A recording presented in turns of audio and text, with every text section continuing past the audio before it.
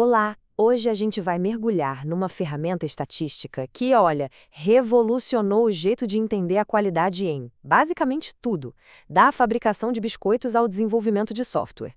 Estamos falando das cartas de controle, uma forma genial de separar o que é um sinal importante do que é apenas ruído de fundo.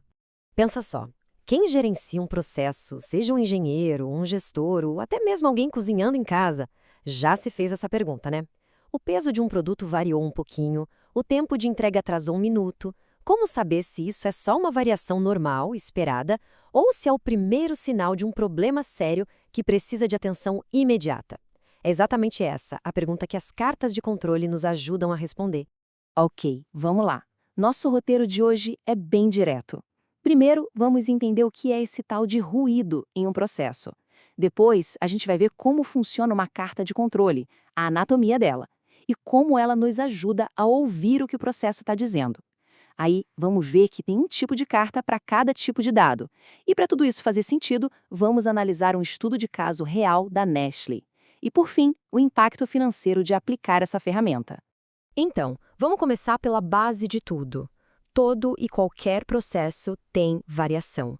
Não existem dois biscoitos, duas chamadas de atendimento ou duas peças que sejam exatamente idênticas. Essa variação natural é o que a gente chama de ruído. E o grande desafio é não sair reagindo a esse ruído como se fosse um grande problema. E aqui está o pulo do gato. A chave para o controle de processos está nessa distinção genial criada por Walter Shillhart lá nos anos 20. Ele dividiu a variação em duas categorias. As causas comuns são esse ruído de fundo, a variação que já é parte do sistema. Tentar corrigir cada pequena flutuação aqui é perda de tempo.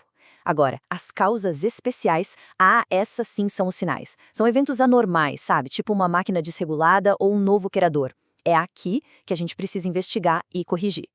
Certo, mas como é que a gente diferencia um do outro na prática? É aí que entra a nossa ferramenta.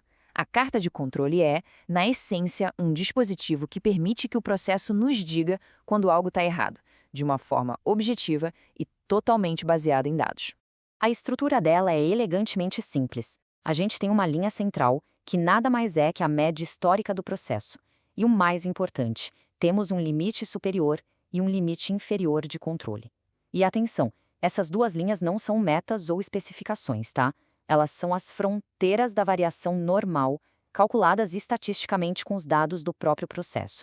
Elas definem o que é o ruído aceitável. E isso aqui ilustra o poder da ferramenta de um jeito brilhante. Os limites são geralmente definidos a 3 desvios padrão da média. Isso significa que em um processo estável, a chance de um ponto sair desses limites por puro acaso é de menos de 3 em 1000, ou seja, é muito, muito baixa.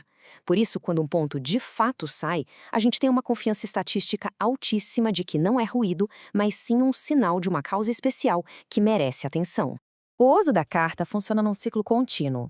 Coletam-se dados em intervalos regulares, a gente joga eles no gráfico para analisar. Se está tudo dentro dos limites e sem nenhum padrão esquisito, beleza, o processo está sob controle estatístico. Agora, se um sinal aparece, a equipe para tudo e vai investigar a causa. É um ciclo de monitoramento e melhoria constante. Bom, mas nem todo dado é igual, né? Uma medição de peso é bem diferente de uma contagem de defeitos. É por isso que existem diferentes tipos de cartas de controle. E escolher a certa é fundamental para o sucesso da análise. Basicamente, elas se dividem em duas grandes famílias. As cartas por variáveis, tipo a x/r, são usadas para dados que a gente mede: peso, temperatura, tempo. Elas são super sensíveis a pequenas mudanças. Já as cartas por atributos, como a carta P, são para dados que a gente conta: a quantidade de itens com defeito, a proporção de produtos aprovados e por aí vai. Elas são mais simples, mas geralmente precisam de mais dados para funcionarem bem. Teoria é ótimo, mas vamos ver isso na prática, que é muito mais legal. A gente vai analisar agora um caso clássico da aplicação dessas ferramentas numa fábrica de biscoitos da Nestlé aqui no Brasil. Eles estavam enfrentando uns desafios de qualidade bem sérios. Os problemas eram bem claros. Primeiro, o peso das embalagens variava tanto que eles corriam o risco de não cumprir as normas, além de gerar um baita desperdício. Segundo, um monte de biscoitos chegava quebrado na casa das pessoas, o que, claro, prejudicava a imagem da marca. O pior é que o controle era feito só no final do lote, quando já era tarde demais. Para resolver o problema do peso, que é um dado que a gente mede, a equipe usou a carta x/r. Depois de coletar os dados iniciais, eles calcularam os limites de controle. Qualquer amostra de embalagens com peso médio fora dessa faixa, entre 197,49 e 202,93 gramas, seria um sinal de alerta. E não demorou muito para um sinal aparecer. Durante a coleta, a 8ª amostra registrou um peso médio de 204,8 gramas, bem acima do limite superior. Isso não era ruído. Isso era um sinal claro de que algo anormal tinha acontecido no processo naquele exato momento. Com o sinal em mãos, a equipe virou uma espécie de detetive de dados e foi investigar. O que aconteceu exatamente naquela hora? A resposta foi surpreendentemente simples, mas com um impacto enorme. O culpado? Uma balança que não foi recalibrada depois da troca do rolo de embalagem. Uma pequena falha humana, um simples esquecimento, que a carta de controle pegou na hora, salvando um lote inteiro do problema. Agora vamos para o segundo problema, os biscoitos quebrados. Aqui a característica é um atributo. O biscoito está quebrado ou não está. A equipe usou uma carta P, que monitora a proporção de defeitos. Eles estabeleceram que, em condições normais, a proporção de biscoitos quebrados não deveria passar de 10,3%. E, de novo, o mistério se repetiu. Mais um ponto fora do limite, mais um sinal para investigar. Dessa vez, a investigação levou a equipe não a um equipamento, mas a uma ação. O culpado, um rolo transportador que foi ajustado com a pressão errada por um operador novo que estava em treinamento. E olha que interessante, aqui a carta não só apontou uma falha, ela revelou uma oportunidade, uma necessidade bem clara de melhorar o treinamento da equipe. Certo, identificar os problemas é ótimo, mas e o resultado prático disso tudo? O resultado financeiro. É aqui que a história fica ainda mais interessante. Os números falam por si. Depois de 6 meses, a taxa de biscoitos quebrados caiu impressionantes 38%. E como resultado direto, as reclamações de clientes sobre isso despencaram 31%. Isso é um impacto direto na qualidade que o consumidor percebe e na lealdade à marca. E o impacto no bolso? A empresa conseguiu reduzir o descarte diário de produto em 1,6 ponto percentual.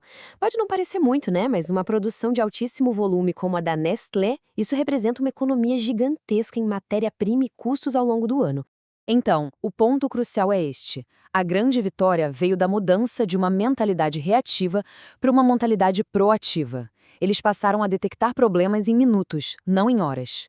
Começaram a identificar o desgaste de peças antes de uma quebra e a direcionar o treinamento exatamente para onde era necessário. E essa é talvez a lição mais importante de todo esse estudo. A carta de controle é como um mapa. Ela aponta com precisão onde está o tesouro, ou, nesse caso, o problema.